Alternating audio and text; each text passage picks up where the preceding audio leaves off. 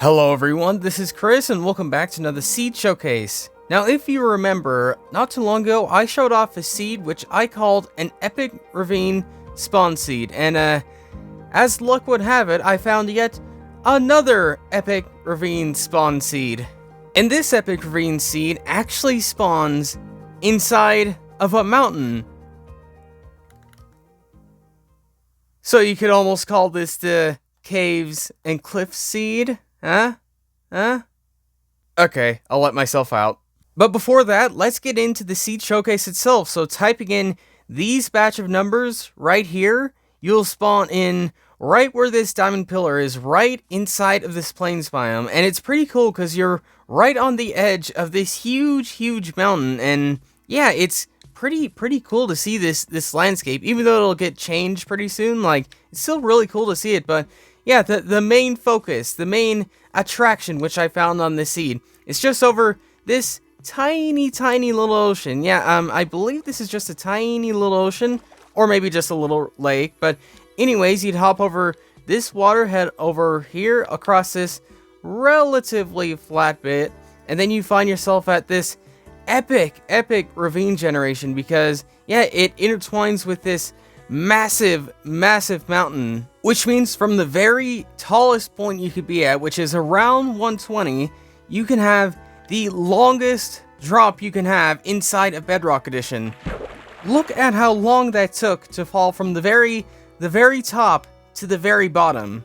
Insane. And because you are inside of a mountain biome, that does mean that you get some pretty unique type of ore generation, being you could be able to find emerald ore inside this massive cave. So yeah, definitely head your way down to this one ravine, and not only will you find emerald ore in here, you'll also find a few other things, particularly this guy right here. Yeah, this mob spawner, which is peeking its way out from the ravine, which means yeah, you can set up a mob farm, you can do all that sorts of stuff just inside of this one single ravine. But that's not where this ravine ends, because if you head your way through here, past this gravel, past some diorite and stuff, and up here, you'll find yourself some diamonds right here. And I actually haven't counted to see how many diamonds there are, but you are guaranteed to get, I believe it looks like at least 3, nope, 4, maybe 5. Yep, you get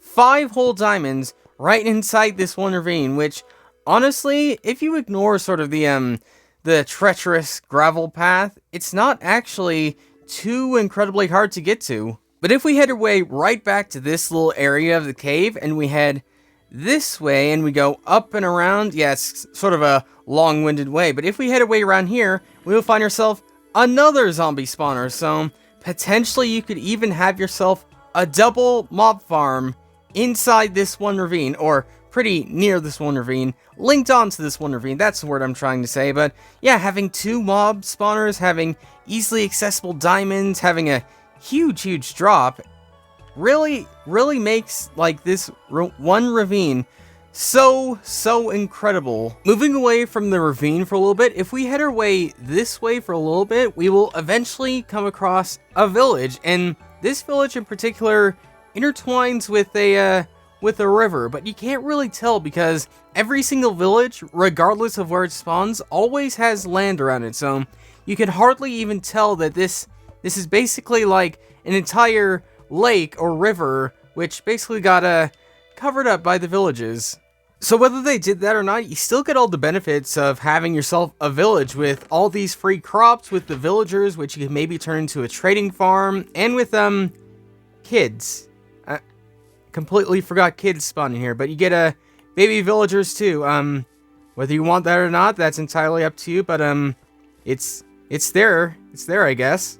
Heading your way over to these coordinates, you don't really see too much on the surface. I mean, you get some spruce wood, you get another view of sort of the side of the mountain, but there's nothing really on the surface. Everything that's interesting is actually below, and I'm actually not entirely sure how below, but what we are digging for down here is actually a ruin portal. You can't really tell from this right here, but yeah, if we dig our way in here, we find ourselves a ruin portal. Very deep underground, and I love the fact that these just can spawn literally anywhere, but I also kind of don't like it because you would never know.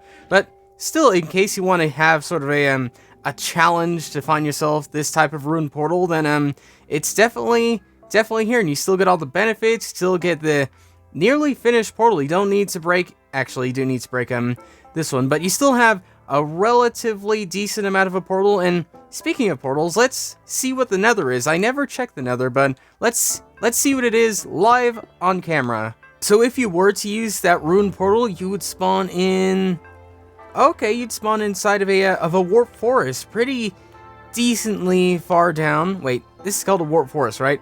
This forest, I can never remember the Nether names, but yeah, you spawn inside of this forest with all your crimson wood.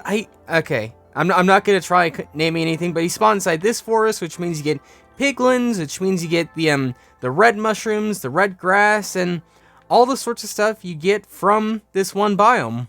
But let's say you want an actual challenge in getting yourself to a ruined portal, then what I recommend you do is you head right down to these coordinates, because right here, there is no ruined portal on the surface. What you'd actually have to do is you'd have to dig yourself down this way inside the water, so you have the risk of drowning and also the risk of being collapsed inside of a cave. But yeah, you get yourself a second ruined portal right here, which is kind of melted into some magma, but you do get yourself the gold, the chests, and all the benefits of a ruined portal. There's only just the fact that it's inside of here, inside of a watery cave, but you know what, if you want that challenge, then more power to you.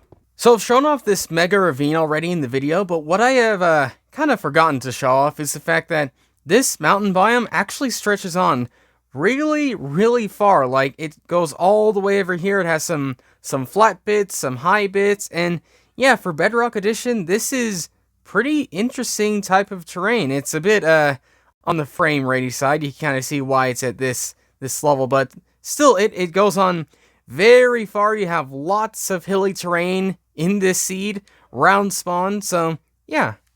And those mountains aren't the only type of tall generation I found. There's actually quite a bit of hilly terrain in, bits and pieces around spawn, like just a few hundred blocks around, such as this tall taiga.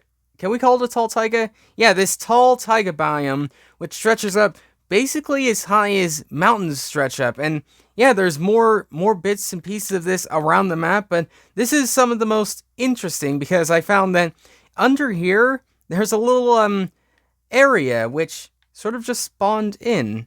Kind of weird, but also it's also another reason why I love these type of biomes, because it's so unpredictable. And you will find plenty more bits and pieces of that generation across this seed. But yeah, what did you think of this seed? Do you like the fact that I showed off, sort of niche things made really cool, or other things like that? Whatever you thought, let me know down below. But other than that, that's pretty much all I have for you. So thanks for watching, and I'll see you all later.